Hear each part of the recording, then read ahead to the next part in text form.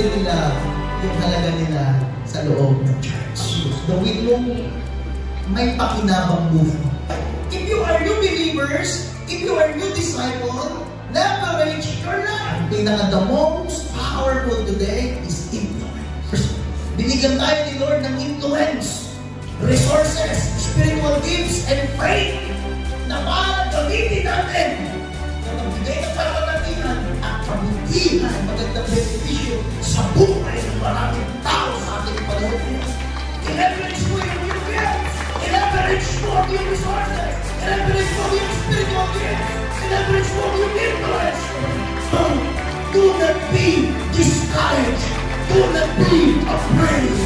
Leverage your life.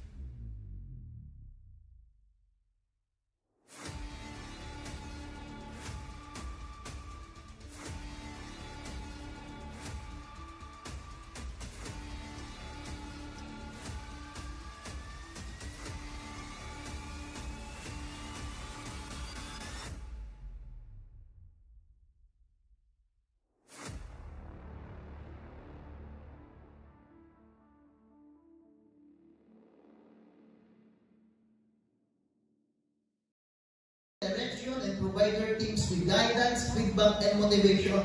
This promotes a sense of accomplishment or achievement. The authoritative leadership style relies heavily on getting to know each team member. This allows a leader to provide guidance, feedback on a more personalized level, helping individuals to succeed. This means authoritative leaders need to be able to adapt, particularly as the size of their own team grows. Authoritative leadership is a very hands-on, but leaders must be cautious not to micromanage. Ito naman, authoritative leadership style is hands-on. Pati mong saksak, tinuturo. Pati mong pag-ayos ng upo, tinuturo. Kumbaga, hands-on siya na leader. Kailangan niya ng reporting, monitoring. Madali na siya. Nakakapagod. But, kasi hands-on siya na leader. Magkaiba siya dun sa delegative leader. Kaya, this is tendency with this style which can be overbearing for team members and create negative sentiments. Huwag lang masobrahan. Kaya yung iba, sa sobrang hands-on nila, pag umalis yung ito, dinidisciple nila, sobra silang nasasaktan. Pero yung mga delegative leadership style, pag umalis ka, bahala sa buhay mo. Hindi kita dadalawin. Pero kasi hands-off siya. Pero yung hands-off talaga naman umiiwan, nasasaktan. Diba? Lord, kunin mo na lang ako. Matiniwan nila. Diba? Letter D, transactional leadership. Transactional leadership often referred to a managerial leadership. Ito sa mga klaseng leadership style nito, ito yung leader na mahilig mag-reward, pero mahilig din mag-punish.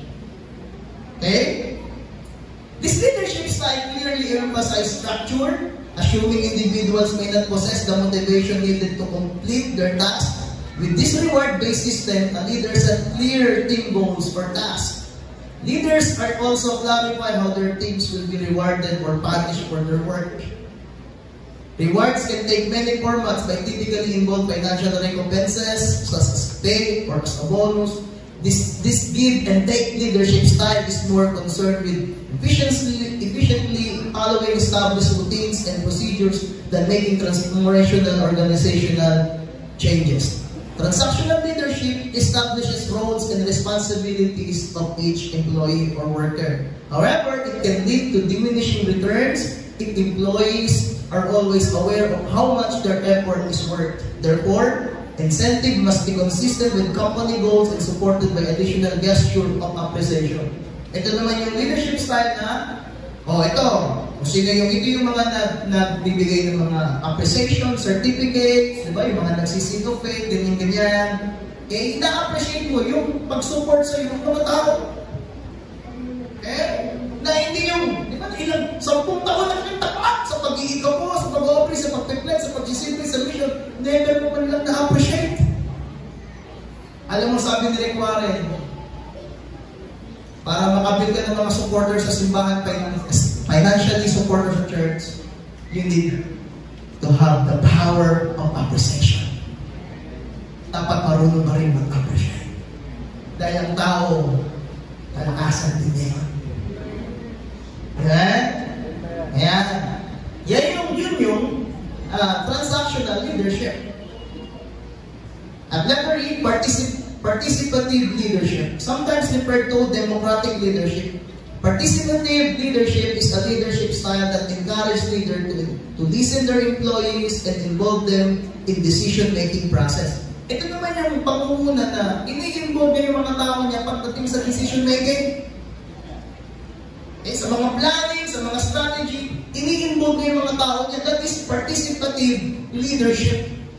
This leadership style requires leader to be inclusive, utilize good communication skills, crucially, be able to share power, responsibility. When a leader adopts a participative leadership style, this encourages collaboration through accountability. This often leads to collective effort of team to identify problems, develop solutions instead of assigning individual blame. This leadership style has historically been prevalent and utilized by many leaders in many organizations. Spontaneous, open, and candid communication is often associated with a participative leadership style. Remote working or virtual teams can make this particularly challenging to maintain. Participative leadership is often favored as it helps to build trust with employees, empowering them, encouraging them to share their ideas on essential matters, demonstrating their value to a team. Ito naman, ang magandang bunga ng participative leadership style ay, di ba, nararamdaman ng mga tao mo na part siya ng church. Kasi kung minsan, di ba, nararamdaman nila, lalo yung may mga manggagawa na parang hindi ako bilog. Parang wala silang boses. Diba? Maglilipat na lang ng isang gamit, takot pa, bakit? Kung galawin niya, pagdagalitan tayo. Kaya kapag participative leadership style, nalalaman din nila yung halaga nila sa loob ng church. Okay? Letter F, at panguli, servant leadership. Servant leadership is a leadership style that puts the needs of others first. It emphasizes creating strong relationships with those around you and focuses on enabling them to reach their full potential. As a leader, it requires focusing on understanding the people you are working with and developing their abilities while also setting a good example and understanding their personal goals. At its core, servant leadership is about ethical decision-making. If one follows this model, they will be more likely to make decisions based on what is right for everyone involved, rather than just benefiting a select few. This approach fosters an environment where creativity and problem-solving thrive as team members feel empowered to suggest new solutions and build upon each other's ideas. Furthermore, following the principle of servant leadership can result in improved communication between all involved parties, from senior management to frontline employees. By taking into account the opinion of subordinates, leaders can prevent any potential conflicts while maintaining both healthy relationships and peaceful work environments. Ultimately, these qualities help create a stronger sense of loyalty among their team members, which consequently leads to increased productivity overall. Ito naman, yung servant leadership, ang ini-establish mo sa servant leadership style is personal relationship. Kung mapapansin mo, may mga leader na sa pamumuno nila, okay, pero malayo ang loob. Susunod, kasi takot. Pero yung servant leadership style, namumuno ka, may authority ka, pero mayroong personal relationship. Nagkakape-kape. Hindi yung pag lakad yung leader, malayong loob. Malayong loob nila. Takot, manuman. Ngayon, lumalim na yun, makakatulong yun sa atin. Depende sa mga taong hinuhubog natin. Gagamitin mo siya. Hindi ka lang isa. Okay ba yan? Yeah. Ito sa akin, personal, laki na itutulong sa akin. Ito yung klase ng tao, lalo na yung mga, may mga professional na, may mga malaki na magbigay, diba? May mga ganun kasi. Kung ikaw, isa lang yung style mo, lahat lang nabababa. Sa anim, isa lang yung sa'yo, yung 5 kaaway mo. Pero mapapansin ko, pinag-aralan ko, maganda na tayo, mga leader, niro-roll natin yung mga leadership style na yan. Upang nandun yung authority mo bilang leader, pero pag nakawin ka, tanggap nila. Nabibuild mo yung personal relationship. Hindi lang pulpit relationship. Sabi ko nga, nagbibigay lang kayo kasi pangangailangan sa simbahan eh. Bakit? Sabi ko sa kanila, kapag sinabi na ba ng pangangailangan ng pastor, hindi ka na magbibigay. Kasi hindi na pangangailangan ng church. Di ba kung mapapansin mo, minsan magtatampo ka. Bakit? Yung iba, pag may sakit, dinadalaw ng mga membro mo. Pero pag ikaw, pag may sakit, kahit Gatorade, wala. Diba? Ikaw, pag may sakit, pag di mo sila pag may sakit, pag di mo dinalala, nagtatampo. Pag ikaw, pag may sakit, wala silang pakialam. Kasi hindi mo sasabihin sa church, hindi sila magbibigay. Okay? So, in the bottom line, okay, so kailangan din natin mag-work sa servant leadership style. Amen? Para pag naguhulog ka ng sasakyan ng kotse, may mga membro, kahit hindi mo sinasabihan, kasama mo sila naguhulog. Sa wifi, kasama mo sila. Sa sasakyan mo, kasama mo sila. Diba? Kahit saan, sa building, kasama mo sila. Sa personal mo, may sakit ka, dadalang ka ng pagkain. Lahat. Okay? Yung mga nakaraan taon pa yung sakit ng tiyan ko, ilang araw na ako, hindi ako makapakaral. Diba? Sipin mo, nangaral sa leader. Si pastor, sabi ko, "Hoy, buhay pa ako!" Iyak ka na lang iyak! Nagtatay lang ako! Kung makaiyak ka, huwag gas! Diba? Ayan. So, importante. Baka na makatulong sa inyo. Kung gusto niyo ng kopya, willing ako i-send. Free. At tulong sa iyong pamumuno, sa iyong style.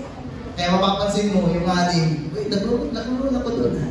Nag-roll ako. Hindi ka lang participative leadership style. Bahala na kayo dyan. Hindi ka lang ganun na klase ng leader. So, number one na! Ito yung mensahe ko. Yun, ano lang yun. Makatulong doon sa mga kapwa ko pastor, sa mga leader, mga house church. Okay? Minsan din natin maintindihan, di ba? Lalo yung iba, ang house church nila, pamilya na. Pero ang kanya namin patotoo, school. Hindi mo talaga makakonvert. Bakit? Estudyante pa lang eh. Kasi hindi niya alam paano ng style ng pamumuno. Kaya matataka ka kung mga kabataan mo, ang pinapangaralan, mga elementary. Bakit? Kaya-kaya eh. Kaya-kaya eh. Kaya-kaya nila yung mga bata. Kaya pag-house, pulong-pulong, puro bata. Nangangaral ka, nagpipintukan, nag-aaway, puro bata. Kasi hindi mo naturuan yung leader mo. Kasi takot siya doon sa nakakatanda sa kanya. Kasi ang palay testimony niya, pinag-aaral siya. Kaya, marunong din tayo gumamit ng style. So, what is your leadership style? Number one, para tayo, yan ang ating tema ngayon, I lead. Muna. Dahil Siguro, biyaya ng Diyos, sa akin lang, sa aking puso, kasi di ko naman makikita at mabasa, malaman yung isip at puso ng ating pastor, pero sa tingin ko lang, kaya ito yung dilema, ay para madagdagan yung mga namumuno. Amen? Tanungin mo yung katabi mo, gusto mo ba maging leader? Kasi ito yung crisis sa church. Alam mo ba ang crisis sa church? Hindi financial. Hindi financial. Kasi ang financial, result lang yan eh. Buhay lang yan eh. Ang crisis talaga, hindi pa mo ba? Ang crisis, leader. Talaga. So bakit may crisis? Kasi nadi-dismanage mo. Hindi mapamahalaan. Yun yun. Kaya parang church natin, ang fellowship natin, at ang Panginoon ay patuloy na magbangon ng mga mamumuno. Bahala na yung aking mga kasamahang pastor. Paliwanag dito bukas hanggang sa Sabado. Basta ako, mag-opening lang ako, opening night. Para madagdagan pa ang maraming mga mamumuno sa ating panahon. Number 1, leverage your life. Ito ang key. Pag sinabi natin leverage, pakinabangan. Pakilos. Gawin mong may pakinabang buhay mo. Kumbaga sa English, effectiveness. Power to use something that you already have in order to achieve something new. Naririnig mo palagi yan sa mga business. Sa mga business na ground. Leverage. Para kung ano yung meron ka, maging kapakinabangan.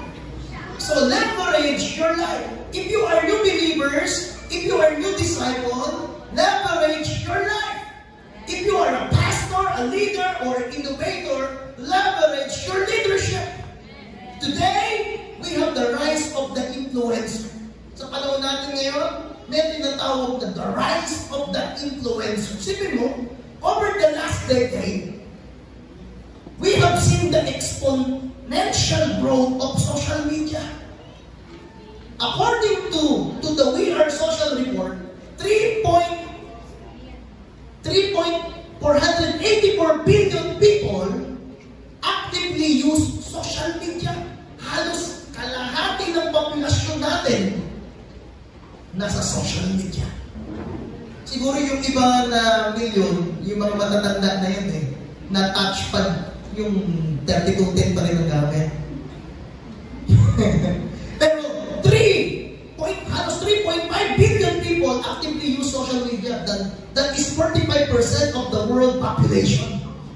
The social media boom has given rise to the social media influencer. Kaya hindi kagaya noon, di ba? Bago maging artista, sikat, grabe pagdadaanan nila.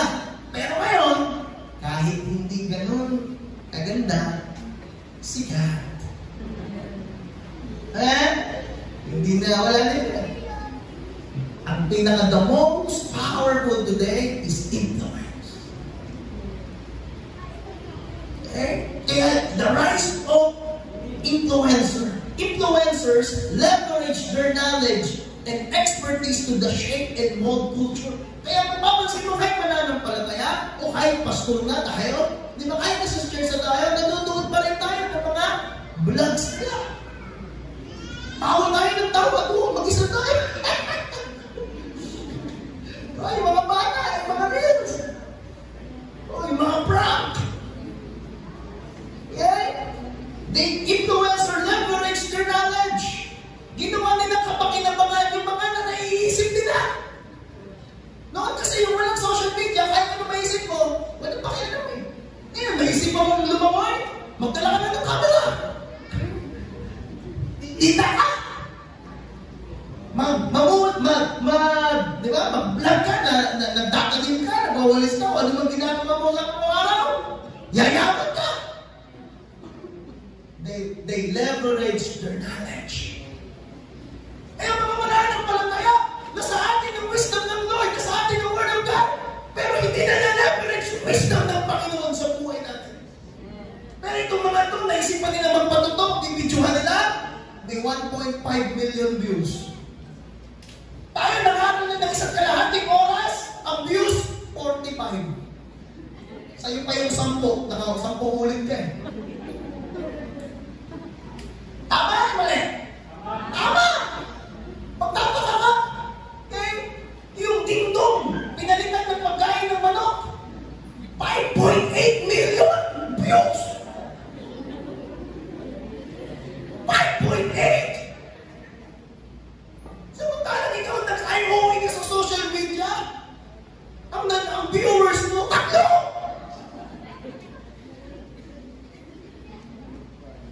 Amen! Ano meron sila na wala tayo? They build the credibility and trust to regular posts, blogs that impact our thoughts, feelings, and responses. Tingnan mo, sa pagpo-post nila, sa pagbablog nila, ano yung nai-impact? Isipan natin. O ano yung, ngayon, di ba sa messenger may uso yung magpo-comment ka? Nakakainis. Naiinis ako, bakit? Iba-iba yung babasa mo. I'm tired. Ang sungin niya ngayon, hindi na ako pinansin. Walang kapag-inabangan. May inabangan mo mga workers sa pati, inabangan mo sila yung pero please na lang nakalagay. 9 a.m. may simba tayo. Dalo kayo sa church. Sunday ngayon, prepare na tayo. Praise the Lord! Pero yung iba, I'm tired. Hindi mo nila leverage yung knowledge mo. Hindi mo nila leverage yung buhay mo. Sabi niya, Apostol Paul, sa anumang pagkakataon, gawin mo yan para kay Jesus. Amen. Yeah. Naapektuhan yung thoughts natin, yung feelings natin, at yung response natin. Kapitbahay namin galit na galit sa EAT. Kasi doon sa parang binahin mo, sabi niya, trend nga eh! Trend! Yung response niya, matindi! Mag-gigigil ko eh! Kahit magsisigaw kayo, hindi marinig niya.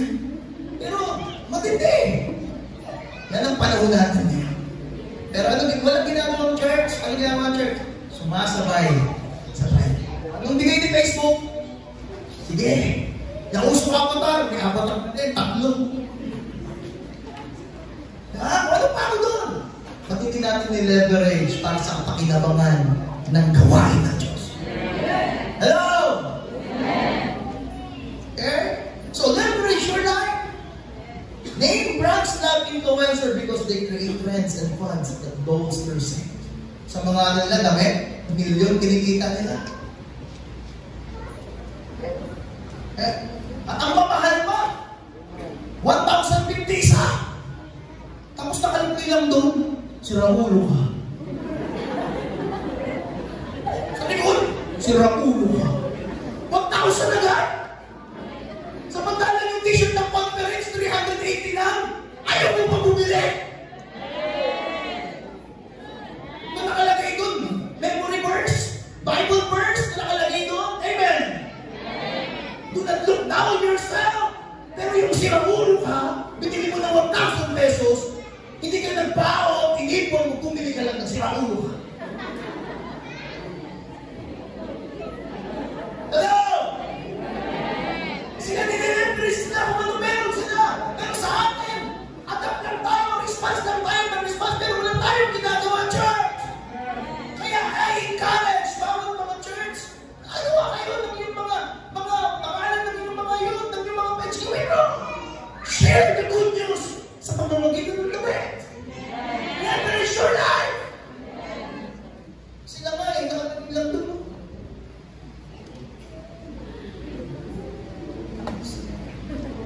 Nile-leverage sila.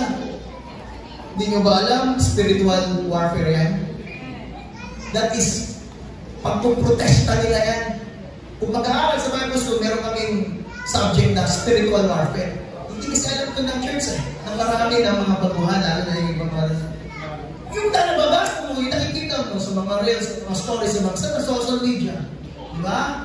Yung sa mga t-shirt. That is spiritual warfare. Ikaw, sakaya mo lang sa pero hindi mo alam, inaakakit ka na. Saan? Hindi ka mo nasasaktan physically. inaatake kayo sa isip mo, inaatake kayo sa puso mo, at yung response mo. That is spiritual warfare. Ngayon, paano natin yung malalabanan? Sabihin din, si Raul pala, Jesus knows. Amen? John 3:16, Jesus loves you. Dating si Raul ngayon, binago ni Jesus. Hello, liberate your life! Liberate your leadership! Liberate your ministry! Kung kapakinabangan yan! Sa Panginoon, sa iyo, sa church! Amen? At ngayon, itong matindi. Sa isang tabi mo, itong malupit. Yung AI and the future of preaching.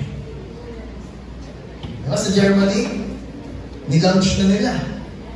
Tinesting nila sa 45 minutes na service. Sinong nangaral? AI. Dalawang lalaki, dalawang babae. 300 people ang dumalo sa Germany. Alam mo, hindi na physical ang pastor. Diba yung pastor, nagmamobile legend na kasi nahihiyan na. Sa house church mo, ang AI na lang. The best artificial intelligence chatbot in history was released by the AI research company OpenAI toward the end of 2022. ChatGPT, the GPT stands for Generative Pre-trained Transformer, acquired 1 million users within the first 5 days of launch. 5 araw pa lang, 1 billion na dumami.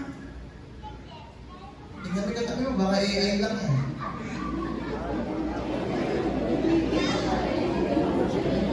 Making it the fastest adapted technology service in the modern age. Sabi niya, the fastest adapted technology. Within 5 days, 1 milyon ang gumamit. By April 2023, inatapos na. That number increased 100-fold with 100 million users. 100 million users, and has currently exploded to over 1 billion hits per month. Wow! Kakaibang panahon natin yan. Alam mo, saan nila yung ginagamit? Kasi ang tao ayaw na ng mahabang pangangaral. Ayaw na ng mahabang service. Kaya kahit sila nasa bahay lang, may AI naman. Hindi na ako punta ng church. Padala ko na lang sa Gcash yung tithes and offering. Paiksian ang gawain. Yung 5 lineup sa praise and worship, hindi na yan pwede sa iba. Ngayon, 2 praising, 1 worship na lang. Mapupuspos ka ba yun? Tapos sa isang linggo, 2 hours ka lang sa simbahan. Kagaya na may mga AI, 45 minutes na lang.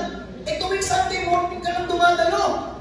So, papaano mo may nalalabanan yung sinasabi ng Ephesians chapter 6? Amen! Yan ang mga panganib sa ating panahon. Hello? Pastor, mahirap naman talaga mangaral ng mahaba. O kasi hindi ka nag-prepare. Okay? We know that we should use our lives for God, but can be hard to discover how. Your life is a gift. It is not only a gift you from God, it is a gift to the others for God. God has graced you with influence, resources, spiritual gifts, and faith that is meant to be leveraged for His glory and the good of others. Binigyan tayo ni Lord ng influence, resources, spiritual gifts, and faith na para gamitin natin na magbigay ng kalwalatian at kabutihan, magandang benepisyo sa buhay ng maraming tao sa ating panahon ngayon. I-leverage mo yung gifts, i-leverage mo yung resources, i-leverage mo yung spiritual gifts, i-leverage mo yung influence. Amen! Handa pa rin ako makinig ng mahabang pangangaral. Handa pa rin ako mag-worship sa Panginoon ng 5 lifetime. Dahil the highest living is to live in the presence and fellowship with the Lord.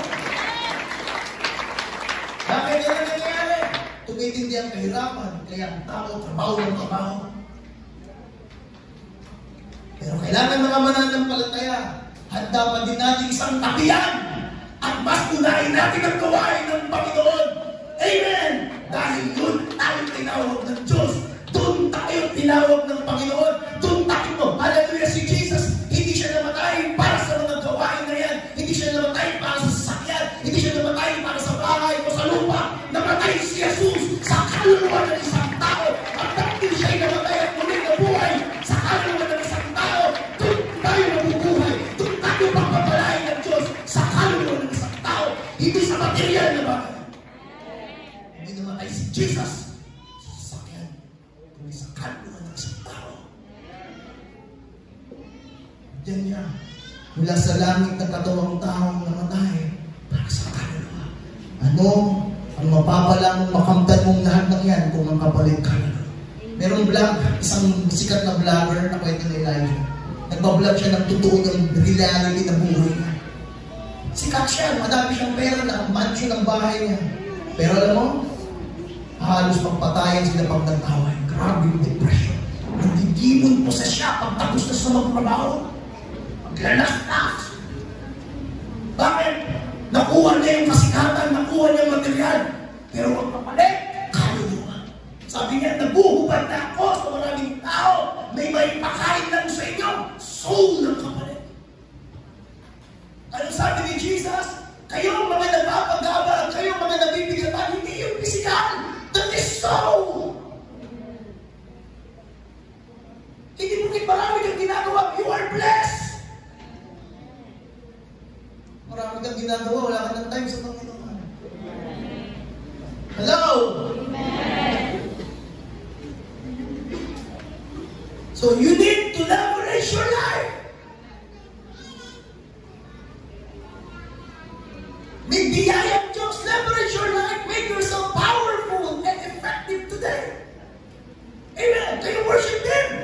Leverage your worship Him. Yan. Yan ang mga sabihin mo rin. Sound na lang. Diyo. Eh, nag-ads. Na nagpupuspus ka na nag-ads. Nawala. Uy, skip. May anointing pa rin tayo sa worship team. Kaya pa natin magbubog na mga drama, na mga malulungkot, na mga awit, mga sumasayaw. Hallelujah! May DNA. Hallelujah! Tayo sa pag-uubog ng mga magkakawa sa kawain ng Panginoon. Amen! I-leverage mo lang. Alisin mo yung pride, maging teachable na, maging adaptable na. Okay? Ano sabi ng isang matagumpay ng businessman? Gusto mo maging kagaya ko ng matagumpay ng businessman? Gayahin mo mga ginagawa ko.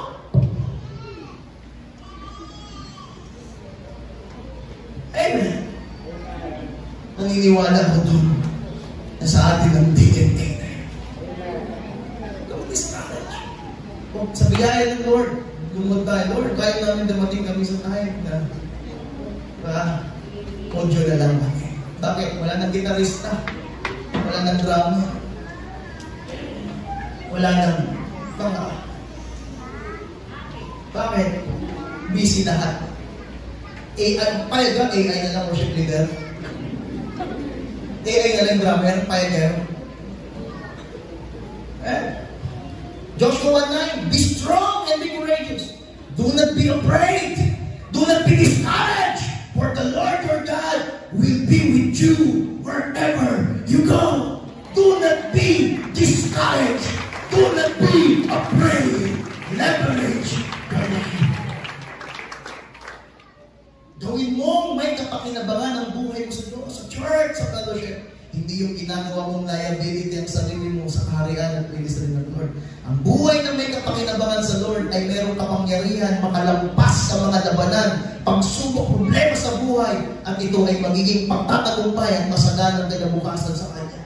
James chapter 1 verse 2-8, consider it pure joy, my brothers and sisters, wherever you face trials of many kinds, because you know that the testing of your faith produces perseverance. Let perseverance finish its work so that you may be mature and complete, not lacking anything.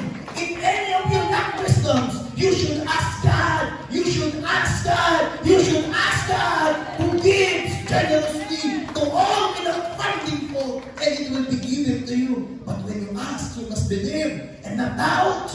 Because the one who doubts is like a wave of the sea, blown and tossed by the wind. That person should not expect to receive anything from the Lord. Such a person is double-minded and unstable in all they do. Kapag nagdadaw ka, sabi niya, do not expect to receive from God. Eh, lahat nagdadaw. Ano sabi ko? Hindi ba pag dumaan ng pagsuko, dumaan ng suliran ng pangangailangan, pwede ba maging response ng puso mo pananampalataya? Bakit pag dumating ang pagsuko, ang response agad ng puso, magalinlangan? Kapag nagkakaibigan, ang unang sinasakripisyo ministry. Kapag nagkasakit, ang unang iniisip, hindi magsimba. Pero bakit nakikipag-settle ka doon? Bakit hindi ka mag-settle kung magkaramdaman ka? Sabi mo, dadalo pa rin ako sa gawain ng Panginoon dahil yun ang aking kagalingan, dahil yun ang aking kalakasan. Dahil kapag may pangangailangan, walang pamasahe, ang unang nasa isip, huwag magsimba. Pwede naman, kapatid, na kung wala kang pamasahe, kung lumuhod ka sa Panginoon, Lord, gusto kong dumalo. Okay? Pero maglalakad ako. Papunta ng simbahan, Panginoon. Kung maglalakad pa rin ako pabalik, praise the Lord, nagawa ko pa rin ang kalooban ko. Doon mo'y settle ang iyong isipan. Doon mo'y settle ang iyong puso. Doon mo'y settle ang iyong pananampalataya. Hallelujah! Pag tinagdag, anong isip? Hindi magsisimba. Samantalang dito pag pinagpapala, hirap na hirap ba kayo tingin? Lord, kung sa church ako mamamatay, praise the Lord. Walang panggamot eh. Diba? Sa simbahan ako, pipikit kong mata ko at least sa church. Eh, pinagpala, hindi namatay. Nagpala sa lahat. Masakit ang ulo. O ba't nagsimba? Na kay doktor. Bakit? May pa-check up na eh. Eh, bakit kala mo dati? Diba? Kahit sa church mamatay. Wala pa akong pang-doktor nun eh. Sakit na ng ulo. Linggong-linggo. Lunes. Martes. Eh, sabi ng kanta, araw-araw magbubuhay. Araw-araw sa samba. May pera na kasi. Kaya naka 120,000 ka na, hindi ka pa gumagaling. Nagkasis ko pa ng 120,000, hindi ka pa gumagaling. Sa pangalan ni Jesus, may kagalingan. May lakas sa ngalan mo. May lakas sa ngalan ni Jesus. May kagalingan sa ngalan ni Jesus. May kapatawaran sa ngalan ni Jesus. May lakas ang ngalan. Yung karaan, diba, sinabi ko sa inyo yung isang kabataan magsasideline para may pabili ng gamit sa school. Sabi ko, ilista mo lahat ng pangangailangan mo. Hindi siya nag-sideline. Sabi ko, yung sideline mo, wala ka sa may lista. Sumunod siya. Tinanong ko siya, wala ka pang gamit? Pinrovide na po lahat ni Lord. Sinobrahan niya pa yung hinihingi ko. Sinobrahan pa ng Panginoon. Standing by with your ministry. Not like Ezra. Okay? Mamaya pa pala ako Ezra. Okay? So, imbis sabi diyan, if we are the seasons of facing trials of many kinds, do not doubt. Do not have troubled heart. Do not be double-minded and unstable in all they do for the Lord, because that person should not expect to receive anything from the Lord. But if you are in pure joy, whenever you face trials of many kinds, because you know that the testing of your faith produces perseverance. Kung ano man ang pagsubok kung pinagdadaanan mo ngayon, kapatid, anong ground ang kinakatayuan mo ngayon, consider it pure joy. Whenever you face trials of many kinds, alam mo na magpuproduce siya ng perseverance. James 1:12, blessed is the one who perseveres under the trial, because having stood the test, the person will receive the crown of life that the Lord has promised to those who love Him. Ang pagpapala, kapatid, nasa Panginoon. Saan? Sa mga nagpapatuloy. Sa mga nagpe-persevere. Nandiyan ang pagtatagumpay. Imbis na manlupay-pay ka, maging tamad ka, manghina ka, sagabal ka, lumipan ka, umalis ka, malamig ka, magrebelde ka, madiscourage ka, leverage yourself before the Lord. Gawin mo kapakinabangan ang buhay mo, ang oras mo, ang lakas mo para sa layunin ng Diyos ngayon. Gawin mo powerful and effective ka, lalo sa panahon na meron kang harapin sa buhay mo. Ang gusto ng kaaway ay lagi ka lang ilagay sa hulihan, ang manatiling controlled, manipulated, and limited ng kamay ng kaaway. Nung nagpunta kami sa Mindanao, yung muntok sa Mindanao sa panahon ng tag-ulan or malakas na bagyo, nagiging sagabal hadlang, problema, perwisyo, walang pakinabang, pumapatay pa ng buhay dahil bumubuho ito dahil sa ulan. Punta kami doon sa Mindanao, doon sa lugar ng mother ko. Pag malakas ng bagyo, ulan, naglalas na bumubuho. Walang makadaan. Sagabal. Kaya ang ginawa nila, nileverage nila yung bundok. Imbis na sagabal, hadlang, problema, perwisyo, walang pakinabang at pumapatay ng buhay dahil bumubuhay ito dahil sa ulan ng bundok. Ginawa nilang kapakinabangan sa lahat. Nilagyan nila ito ng mga gamitan pampatibay sa bundok. Mga materyales na hindi bubuo ang bundok kahit sa panahon ng tag-ulan o bagyo, at ito'y nagiging pakinabang sa kabuhayan sa lahat. Hindi na naging perwisyo. Bakit nileverage nila? Nilagyan nila ng mga net, ang mga ano, basta kung mabubuo man, hindi pupunta mga aksidente ng tao. Nileverage nila. Yung kalsada, ay sabihin ko sa'yo, 30 minutes lang, para kang binugbog. Tumaan kami, di ba pa nagmamaneho? Gupak! Hindi na kalsada, kaya ng bato! After, pagdating mo doon, pagod ka eh. Ang ganda ng tanawin, pero, di ba, nabibidyo,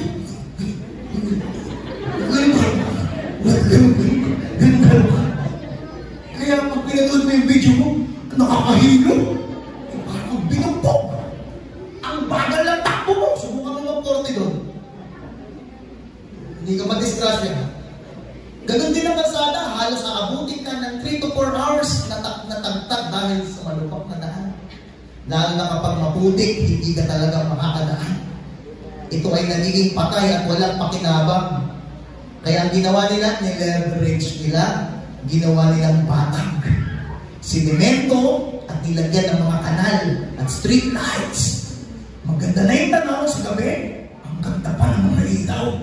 Hindi na nakakatakot magmaneho paggabi. Kasi nilagyan nila ng street lights. Nileverage nila. Kaya ang mga tao, lumalabas na sila kahit gabi. Kasi doon sa probinsya, alas 6 pa lang, madilim na. Eh tayo dito, natutulog ka. Diba? Si Pastora ngayon, may inip na inip. Dahil 6 pa lang, matutulog ng mga tao. 8, umihilig na. Eh dito, 8. Diba? Kakagising mo lang. Matutulog ka, alam mo na alas 2. Sila ko nabangon alas 3, alas 4. Diba? Kaya kung taga dito ba, hindi ka mabubuhay doon. Nileverage nila. Sila na, lights, kalsada, paikot sa bundok, at highways, ang ganda! Sa gawin. Naging maganda at masarap sa pakiramdam at payapa sa mga mabiyahe dahil sa pag-leverage ng daan. Sa dagat, kapag gabi, ay, wala ka talagang makita. Kasi nag-birthday yung tsaya ko doon sa tabing dagat. Nitingnan mo, wala kang makita kasi sobrang dilim. Pero, anong ginawa nila? Yung dagat, madilim, walang pakinabang. Lalo na kapag maulan, nagiging threat, banta, kaya walang pumupunta. Alam mo, ang ginawa nila, nileverage nila, nilagyan nila ng mga high-powered na mga lights. Street lights, cottage, sound system, shower area, bridge, mga plugs, etc. Na-leverage nila ang dagat. Kaya kahit gabi o umaga, maayos, magandang nagiging kabuhayan ng mga tao. Kahit gabi, masarap at masayang nagsiselebrate sa tabi ng dagat at kumakain, umaawit, nagbabanding ang family. Yung walang kapakinabangan ng bundok, na heights, na dagat, nileverage, kumita, maraming buhay ang nakinabang.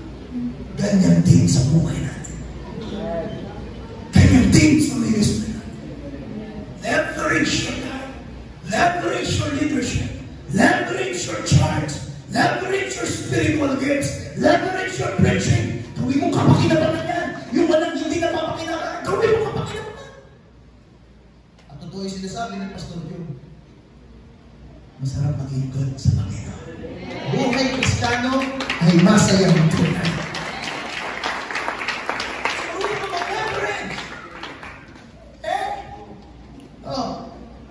Kaya sa gabi, mas masarap sa gabi. Mag-banding kasi mahangin, mas may lights, mga high-powered na lights. Makakaligo ka. Eh pag madilim, pag-ahon mo, nakakabay na yung shokoy dun. Hindi mo nakikita. Yung himpapawid, ito ba? Ang hirap kaya magpa-schedule doon. Napakahaba ng lakbayin sa probinsya. Lalo na kapag dagat ang dadaanan mo, pero sa ipapawid, maluwag. Kaya ginawa nila, na-leverage nila.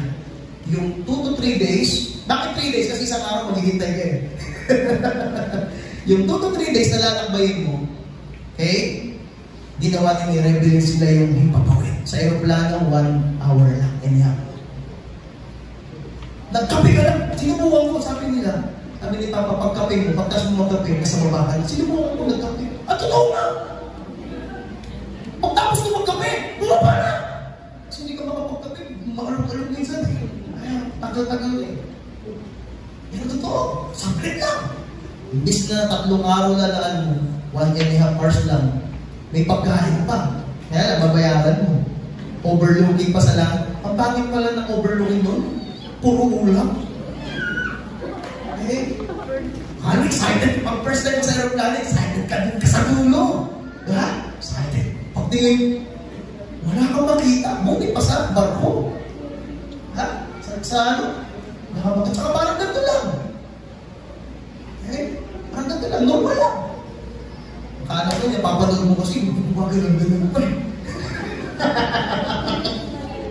Eh, kaya sakay kayo. Sabi mo, sakay kayo doon. Try mo. Yung imbis na abala, leverage. Naging kapakinabangan. Make yourself powerful and effective in all kinds of circumstances, even in tough times of your life. Leverage your life. Gawin mo kapakinabangan ng buhay mo sa mga panahon na gustong patayin o hadlangan ng kaaway yung magagawa mo sa Lord. So, paano mo leverage yung buhay mo? Leverage your life, be humble. Akong babaka. Romans 12:3, for the grace given to me, I say to everyone among you not to think of himself more highly than he ought to think, but to think with sober judgment, each according to the measure of faith that God has assigned him. Paul established a foundation that the whole building rests upon humility. Para ma-leverage mo yung buhay mo, be humble. Sa'yo, hatag mo, be humble. Okay? Letter B, leverage your life, embrace uniqueness. Romans 12:4, for us in one body we have many members, and the members do not all have the same function. Thank goodness that we do not all have the same function. Okay? Sipin mo, kung lahat tayo, 4 yung paa mo. Yung ilong mo, nasa mo. Okay? Kaya sabi diyan, embrace your uniqueness. Kung ano yung pagkatao, binigay nila ng personality sa'yo, embrace mo, i-leverage mo. Amen. Sabi ko kayo, pinakaman ko ng last month, September, confidence in Christ. Ang confidence ko, nasa Panginoon. Okay? Yun ang sabi ng apostle ko. So, embrace your uniqueness. Kung ano yung alam mo, ano yung makakaya mo, ibigay mo sa Panginoon. Magpapalain ang gagawin. And number 3, leverage your life, remember unity. Makipagkaisa ka. Sa lahat. Ano man yung mga pinagagawa sa atin, ano man yung gusto sa atin, gusto ng ating mga leader, pastor, para naman yan sa ikagaganda, ikalalawa, makipagkaisa tayo. Amen. Lalo naman itong conference natin. Okay? Makipagkaisa tayo. Bigay mo yung the best mo. Yan yung palagi kong sinasabi sa mga kapatiran sila, na disciple leader pastor na under namin. Sa na ibigay yung lahat ng support mo. Okay? Kaya, remember unity. At panghuli, una, leverage your life. At panghuli, number 2, kingdom builders. Ito yung tunay na hinaharap ng church sa panahon natin ngayon. Maraming believers, disciple leaders, hindi nakaka-build ng mga tao sa church. Ito Ito yung dinalangin ko nakaraan sa discipleship. Yes, 7, 8, 9 house church. Pero bigyan mo ng isang tao na hubog. Nakakaakay pero hindi nakaka-build. We are kingdom builders. Okay? Leading and managing the ministry today is very critical. Napaka-importante na hindi lang tayo nag-lead, marunong din tayo mamahala. Amen. Ito yung natutunan ko. Hindi ibig sabihin na perfect na natin, ha? Patuloy pa rin pinag-aaral, pinapamumuhay. It is very important to know how to lead and to manage. Sometimes we lead, but we cannot manage. Nangunguna tayo, pero di tayo marunong mamahala. Nais ko lang bigyan ng diin ito bago ako mag-end.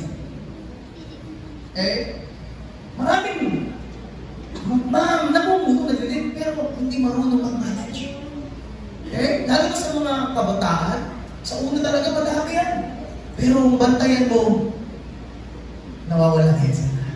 So you need to know how to manage. So what is leading and what is managing? Kagaya sa basketball, di ba? Dapat alam mo kung anong posisyon mo. Point guard position ka pala.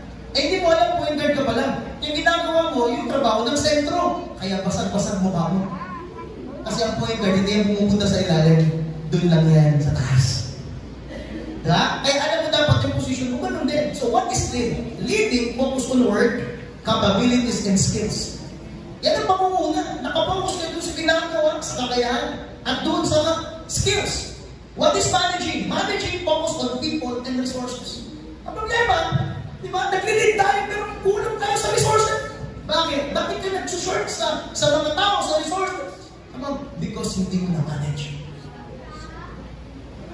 Pagpasok ng tao, magpapastor ko. Yes, tama, nalig mo. Pero hindi mo na-manage.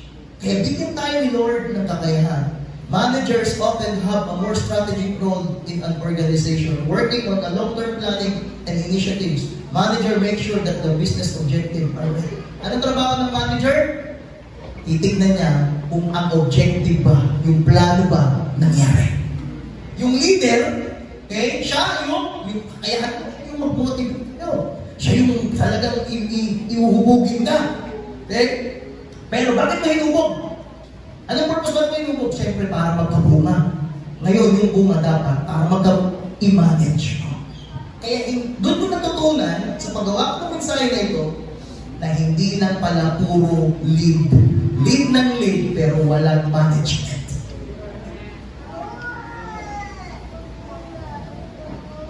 Okay?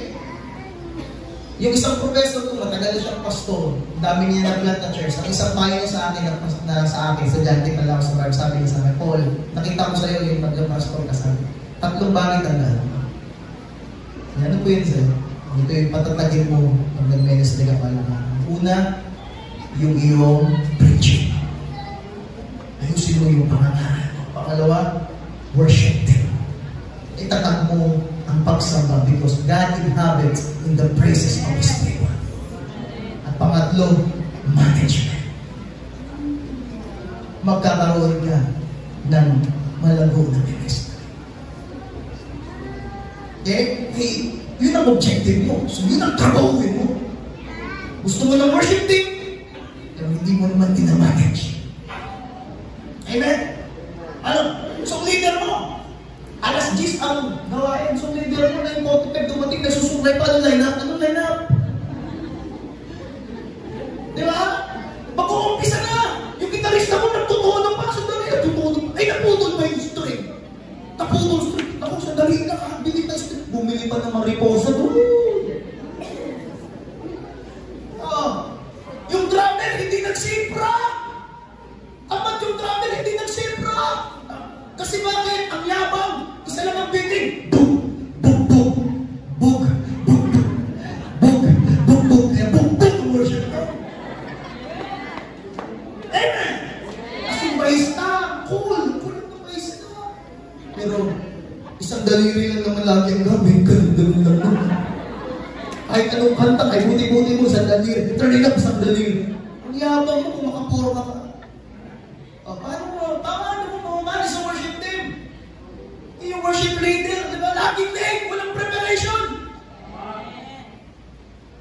Walang preparation, brother. Kaya napakalaga sa worship leader, nakakauna ko sa lahat. Amen. Masusuklay pa sa tuloy. Bibigyan pa ka na. Pagdating dito, good morning! Purihin natin ang Panginoon! As mga baka, walang pakialam, kung pa-beauty lang, kung pa-beauty mga baka. Yan mo sa leader magsipan, kung pa-beauty. Tapos kapag may pakulot-kulot na siya, nagpangalan, siya yung nagkukulot, tatangan ng ibang tulong, siya yung nagkukulot. Back-up talaga! Kumukulot. Ikaw na ang worship leader. Oo.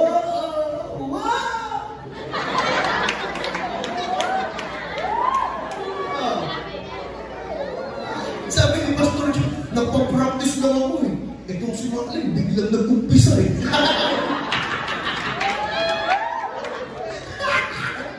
Sabi mo, kasi nag-reverse ka pala. Sabi mo, Mr. Marie, eh akala ko nag-i-intro ko na eh.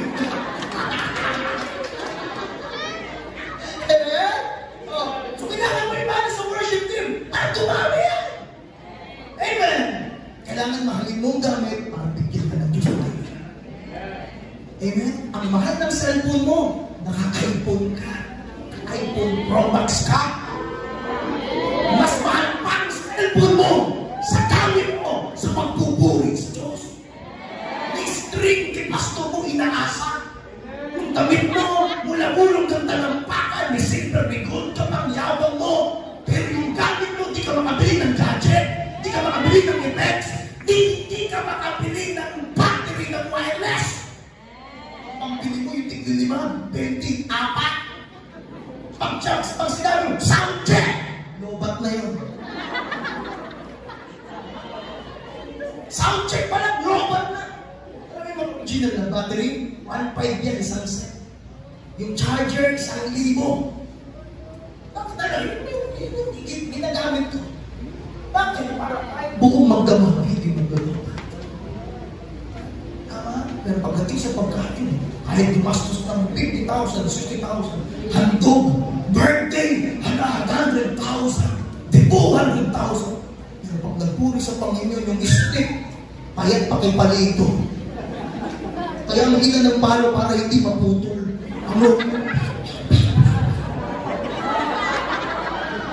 Ang mura lang ng stick sa Lazada. Yung strap niya, kaya lang, inagpi yung strap. Kaya hindi pwede gumalaw, bakit mahuhulog yung